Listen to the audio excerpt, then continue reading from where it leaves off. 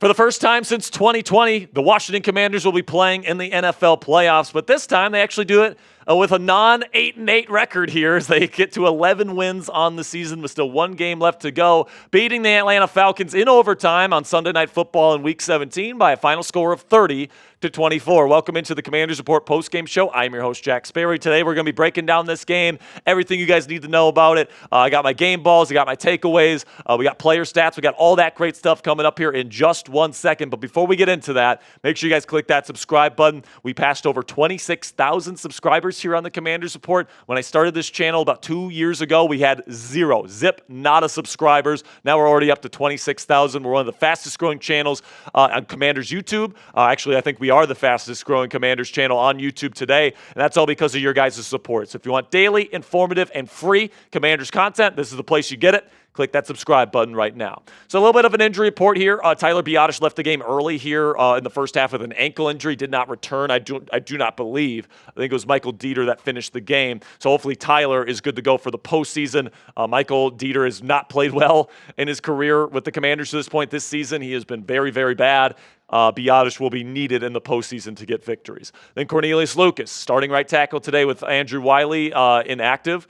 He got injured with a groin injury in the second half. Trent Scott came in, and he didn't play well at all like he has when he's been asked to come in this year. So hopefully Cornelius is okay because Andrew Wiley doesn't get the job done, and Trent Scott definitely doesn't get the job done. So hopefully Lucas is good to go in the weeks to come. But I want them to get healthy next week. If you have to sit them out for that Dallas game to make sure they're good to go for the postseason, so be it. Now, my game balls. Obviously, first one goes to Jayden Daniels because, once again, he carried this team.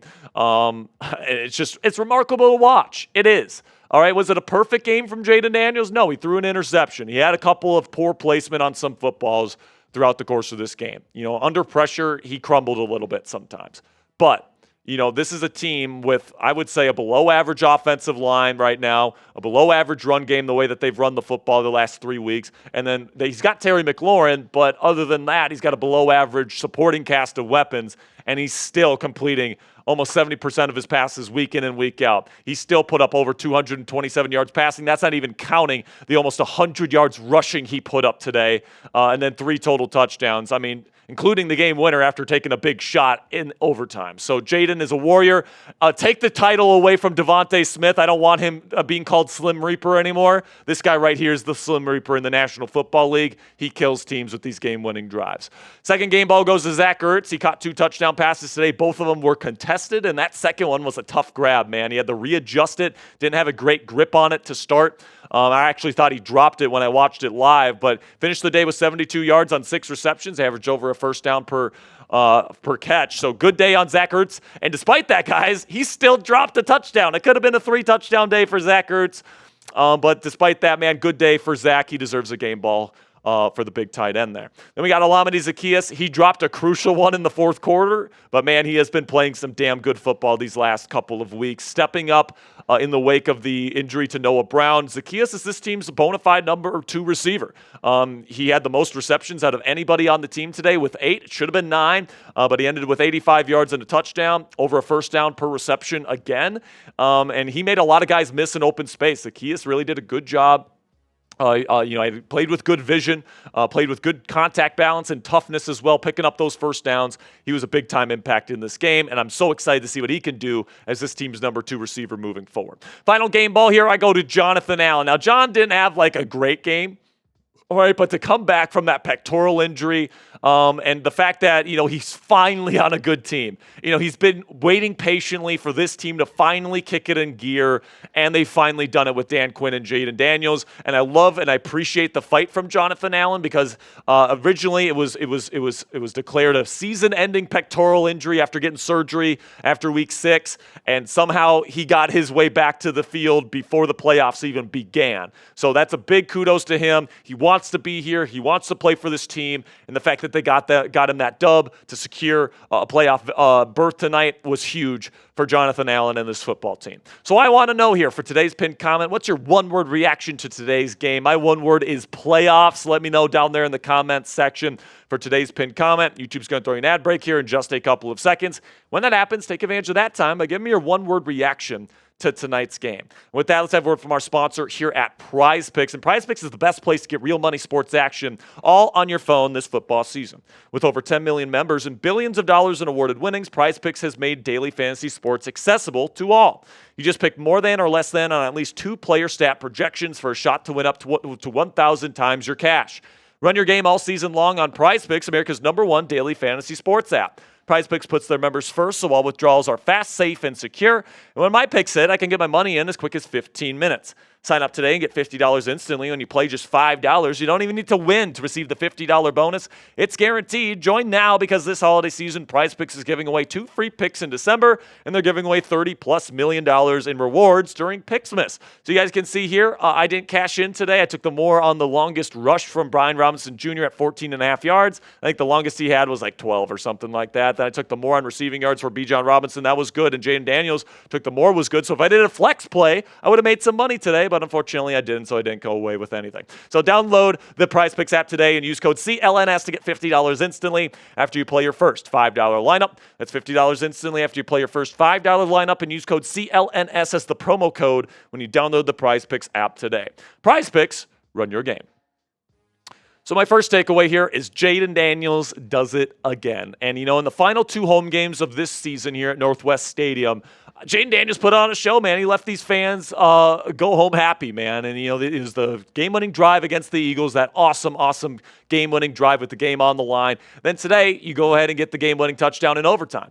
Delivered some really clutch throws, and, if it wasn't for Alameda Zaccheaus dropping that catch over the middle of the field to give Penix a shot at the end of regulation, the Commanders might have finished this thing before overtime. So, I think Jayden has really developed into one of the most clutch quarterbacks in football. He's one of the most unstoppable presences offensively in this league, along with guys like Derrick Henry, Saquon Barkley, Justin Jefferson, Lamar Jackson, Joe Burrow, Josh Allen, and Patrick Mahomes. He is a game-changing player, and, get used to this, Commanders fans, because you're going to be seeing that for a long time.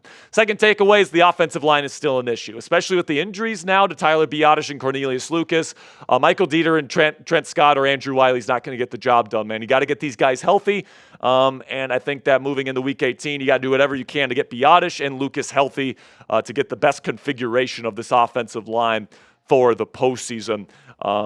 Just right now, it's not going to get the job done with the current configuration and the current injuries. Another takeaway is you got to get Michael Davis's ass off the field, man. This brother stinks. Looks like he's got cement in his shoes. He's got the slowest feet I've ever seen for an NFL corner in my life. He gave up multiple big-time throws. I mean, Michael Penix Jr. just knew whoever Michael Davis was on, let's just run a long comeback route, or let's run a long out route, because Michael Davis isn't even going to be in the same universe as that guy unless he holds. And by the way, what did he do right at the end of regulation? He held a receiver and he gave them a chance to win with a 56-yard field goal. Thank God Riley Patterson has the leg of a noodle. Like if it would have been like Justin Tucker or somebody else with a big leg, Brandon Aubrey next week, that probably would have cost the Commanders the game.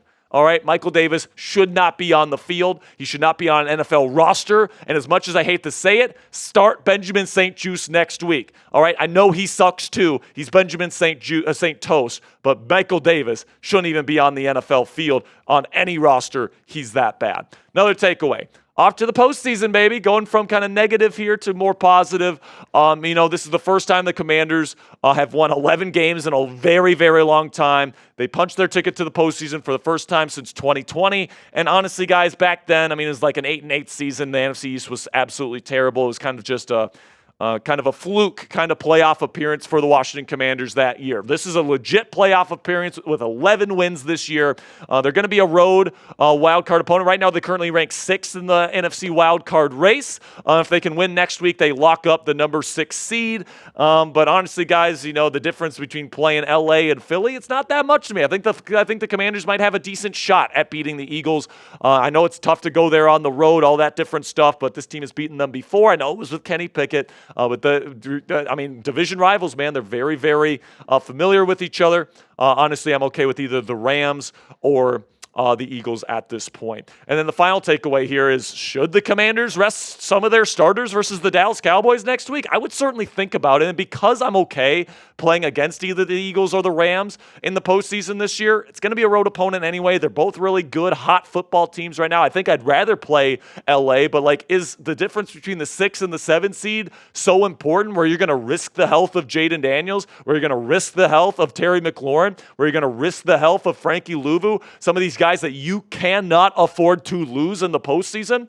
I don't even think it's a question. You got to sit Tyler Biadasz for next week. You got to sit Cornelius Lucas. You got to sit Marshawn Lattimore, the guys that have injuries right now. But you got to prevent injuries too, man. This Dallas game doesn't really mean all that much, if we're being completely honest with you. Yes, it's a division opponent. Yes, you want to send the Cowboys packing, and you don't want the Cowboys to sweep you. But I've seen Marcus Mariota play some good football this year. I think that he's more than capable of maybe pulling off a game there in Dallas next week. I just think that the most important thing right now is you got to have these game-changing talents on the field for Washington for the postseason. And if that means losing next week to the Dallas Cowboys, so be it. Their season will be over next week anyway. So you be the judge for me. Down there in the comments section, grade the Commanders' performance versus the Falcons. Give me an A, a B, a C, a D, or an F. It wasn't perfect today. I'm not going to say it was. I'm going to give them an A- regardless. All right? I like what I saw. I like the resilience after being down multiple scores at halftime. They played a really good second half of football. I love when teams play well in the second half. That's when you want to be playing your best football. So I'm going to go A-. Jayden Daniels carried this team once again,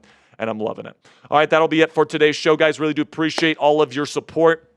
Commanders will be making the playoffs here. I'm going to have another video for you guys tomorrow breaking down where the Commanders are in the postseason race. I'm going to probably be breaking down which players I would sit if I were the Washington Commanders this week. I probably have a list of about 4 or 5 starters that I would want to sit if I were head coach Dan Quinn this week. We're going to have that discussion on tomorrow's edition of the Commanders Report. So make sure you guys click that subscribe button if you haven't already. And until next time, go raise some hail.